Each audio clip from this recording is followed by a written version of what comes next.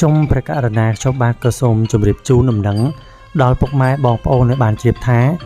នៅថ្ងៃសុក្រទី5ខែធ្នូ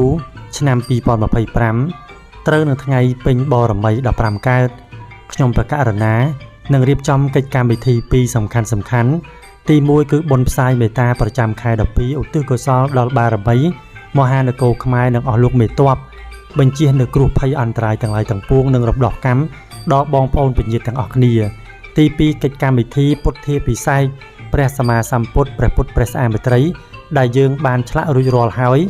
នៅក្នុងខែ12នេះហើយនឹងយាងមកដើម្បីនឹងទទួលក្នុងការធ្វើកិច្ចកម្មវិធីជាមួយនឹងពញាបងប្អូនទាំងអស់គ្នារួមឧបនិស្ស័យព្រោះការកសាងព្រះពុទ្ធរូបព្រះស្អាមេត្រីមានចំណែកបងប្អូនពញាទាំងអស់គ្នាទាំងក្នុងនិងក្រៅប្រទេស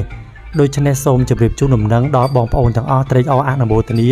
និងចូលរួមមកដល់ទីតាំងផ្ទាល់ក៏បានមានទីតាំងនៅភូមិតាពេជ្រឃុំជ្វាំងស្រុកពញាលឺខេត្តកណ្ដាលសម្រាប់បងប្អូនដែលធ្លាប់មកចូលរួមកិច្ចកម្មវិធីបុណ្យផ្សាយមេត្តាប្រចាំខែបានដឹងនិងធ្លាប់ស្គាល់ហើយសម្រាប់លេខទូរស័ព្ទ077 54 93 54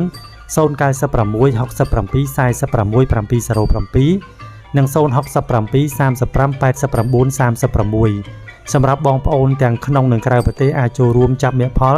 តាមកម្លាំងសទ្ធាជ្រះថ្លារៀងៗខ្លួនដោយបងប្អូនអាចឆាតចូល Page Facebook បារមីមហានគរនិងតាក់ទងតាមរយៈលេខ Telegram ដែលខ្ញុំបានប្រកាសអាស្រ័យដោយបានជម្រាបនេះសូមពញាបងប្អូនមេត្តាត្រេកអរអនុមោទនានឹងចូលរួមភ្ជាប់ឧបនិស្ស័យក្នុងការបំពេញបុណ្យពុទ្ធាពិសេសព្រះសម្មាសម្ពុទ្ធផ្សាយមេត្តាដល់សពសត្វទូទាំងផែនដីនិងអស់លោកមេទ័ពនិងរំដោះកម្មរំដោះពាវរាសម្រាប់យើងម្នាក់ៗរៀងៗខ្លួនសូមអរគុណសូមគោរពលា